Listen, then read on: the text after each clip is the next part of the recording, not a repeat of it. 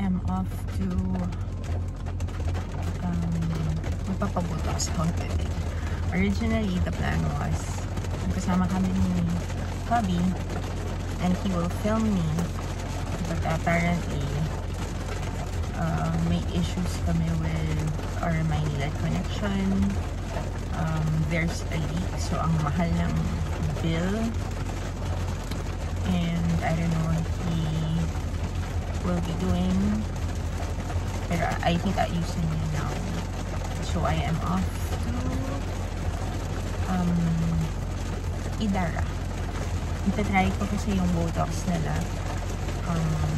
because the brand that they're using, parang maganda yung reviews. So I'll let you know. So look at my before. So ito yung plano kong ipa-Botox. These lines. I've had Botox before sa Belo, pero that was like 3 years ago. 3 to 4 years ago. So medyo matagal na siya. And I haven't had the chance. Ngayon na lang ulit. And I will be trying. I have nothing on, by the way. It's just the lipstick and a bit of kilay. But on the face, wala. That's why, if you can see, may mga dryness. But I wanted them to see kasi yung derm, I wanted her to see kung ano yung mga needs ko pa for my face. If I need anything else. Yeah, I'll see you later.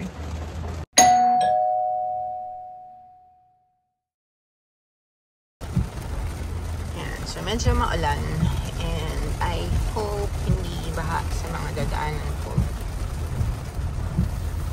dahil ang dala ko ngayon ay sedan, the Corolla Cross.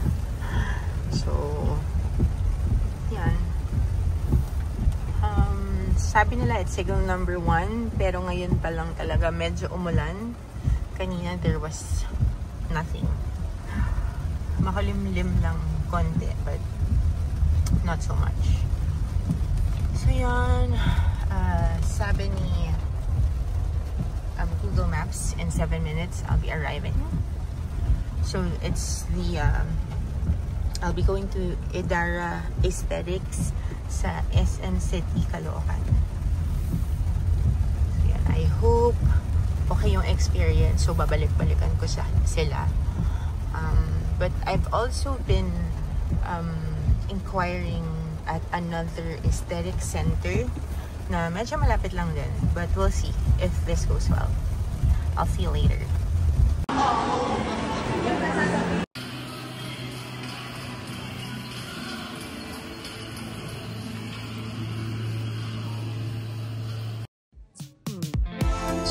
So after I got in, I consulted with in-house dermatologist, and then I told her my concerns, that I wanted Botox for my lines, especially in the forehead, but was also open to the options for my aging face. So what she told me, they have the basic Botox meds that was, I think, running for 6,500 for 30 minutes. But sinabi niya din sa akin yung other options, which is the Xeomin, which is a bit pricey talaga, but iba din yung magiging results niya, and I think it was 50 units na. So I had that option. Then I also asked for my other concerns, kung ano masasuggest niya, since yun nga, I have an aging face. Yung naka-prominent symptom of that aging face is the dryness of most parts ng face ko. So then she suggested that I use Profhilo, which is a skin booster. So let me tell you more about it. Because upon reading, again, I read after the procedure na. So Profhilo is an injectable bioremodeling treatment made from one of the highest concentrations of pure hyaluronic acid on the market. Unlike traditional dermal fillers that use HA to add volume to a specific area, Profhilo is designed to disperse evenly beneath the skin surface. So this allows it to deeply hydrate and stimulate the skin's natural regeneration process. And Profilo is injected into specific points of the face. Later on, you will see that my face has parang markings na ginawa ni Doc. So, pwede rin siya sa neck and other parts of or other areas of your body. So, here, nalagyan na ako ng EMLA and dynastic na yung face ko in preparation for the procedures. So, yan, makikita niyo there are markings on my face. The ones on the forehead and Botox na yan. So, in-injection na ako ng Botox. But the ones on the lower part of my face na markings, those are for Profilo naman. So, let me tell you the phases of Profilo. So, first is the intense hydration. So, during the first phase, which usually occurs immediately after injection, the high concentration of hyaluronic acid draws and holds water from your body, providing a deep and lasting moisture boost to the skin. So the next, yun namang bioremodeling. So that's over the next few weeks. So Profilo stimulates the production of your skin's own collagen and elastin. These essential proteins are responsible for skin's firmness and elasticity. And boosting them helps to restore and remodel aging or the sagging tissue. So here, ayan, yan na yung Profilo. So in injection na ako dun sa cheekbones, both cheekbones, and then dun sa parang part where you put your yung hollows of your cheeks. So dun. At nilalagyan ako ng malamig na something ng esthetician. So yan, may mga X marks ako sa face. And yan. Yung sakit, hindi siya masakit. Para lang siyang, you know that there's something going inside your skin. Pero it's tolerable. First, dahil may EMLA naman, merong anesthesia, may topical anesthesia, and then ito, merong parang ice ball yan eh. Tapos on my hand, binigyan nila ako ng parang squeeze ball or stress ball. Pero yun, I think may high pain tolerance kasi ako. So, parang wala lang talaga sa akin. And yun, sometimes they tap you also on the shoulder. Baka magulat kayo when they're tapping you, isipin nyo, bakit tinatawag ako? No, it's parang para ma-divert yung stimuli, para maiba yung ng brain mo, and hindi ma-focus dun sa pain ng mga needle shots. So yan, yung mga part na yun hindi masyado masakit, and yung part na last na in-injection na niya, wala na yung I don't feel the bumps anymore. So itong voiceover is on the second day while I'm editing it, and I still have bumps when I woke up this morning, pero hindi na siya hindi na masyado kita like it was yesterday. Yung yesterday, parang after 4 hours, I think medyo nag-subside naman siya, para na lang siyang mga mosquito bumps, yung parang nakagat ka ng lamok sa mukha. Tapos yun eh, I don't know if I'm a bleeder also, but hindi naman to, I don't think I bled a lot.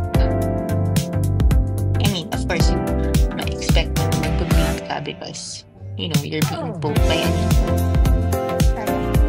Pero yun. Also, the experience pala sa Indara is a bit similar to my experience sa Bello. I think my last visit was 2022 pa yata. So, you feel na you're taken care of. Tsaka, malinis naman yung facility. It's not as big as Bello, pero, the friendliness of the staff, yung pag-asikaso nila sa'yo, and even the doctor na checking up on you every time, it's the same. So, Parang dati kasi I was saying na Bello is like the Shangri-La or a five-star um, clinic. So I'd say this is kind of up to par. Yung mga facilities lang, like kasi I think medyo maliit yung space nila. Unlike with Bello. I went to Bello Trinoma, by the way. So, yun lang naman. But, okay lang yun.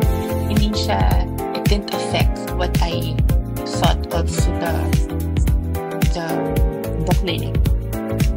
Parang well compensated naman siya with the other parts, which is yung pag-asikaso nila sa'yo, how they address you, how they care for you, ganyan. So, okay na yun. Also, Igdara, I think, has a lot of clinics in the metro. So, madali man din silang mahahanap kung pupuntahan. So, this one is in SM City, Caloocan. And it was, again, parang mga 10 minutes away from my house, which is really very convenient for me. Lalo na ngayon, may mga traffic, may mga floods, kasi rainy days, ganyan. Pero, yun nga. So, yeah, overall, the experience was really great. And if I would suggest this to others, I think I would. Siguro ang pinaka-downside lang nito, kasi I've also asked another aesthetic clinic, which was nearby also. Pero, I haven't had a chance to go to the clinic yet, so hindi ko pa nakikita yung facilities and all that. Pero yun nga, Idara is parang mid-range yung pricing niya. It's not as high as Bello talaga, or yung mga similar like Ivy or Avignon, ganyan. But it's mid-range. Hindi din siya like cheap or really affordable. Pero yun nga, sabi nga nila, kung gusto mo talagang gumanda, it's the ganda.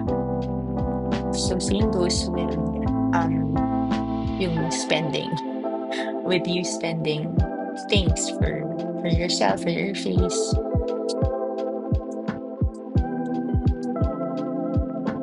So again, overall the experience is really good.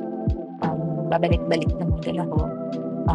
I've actually kumuha ko ng VIP membership nila just because alam kong babalik ako for other procedures. I'm also looking into their facials and gifts and whatever else kasi hindi ko pa na-explore. But yeah. So this is how it looks like right after the procedure. Okay lang naman. And you can see the bumps. I medyo may konting bruising pero nawala yan. So we are now back home. As you can see. Nakita niyo ba? I still have the bump here. Wala na yung, well, medyo may konti. May bump din dito. So yun yung sa profile. I can feel the bumps pag hinahawakan ko siya. Like here. I think meron din somewhere here. But the Botox, ayan siya. No effect yet. I'm not sure if yung ilong ko lang ba yan or I can actually see the effect. Parang naman, no? Yung parang pag glass skin something kineme na sabi ni Doc earlier. So we'll see later, siguro pag na-dissolve na tong mga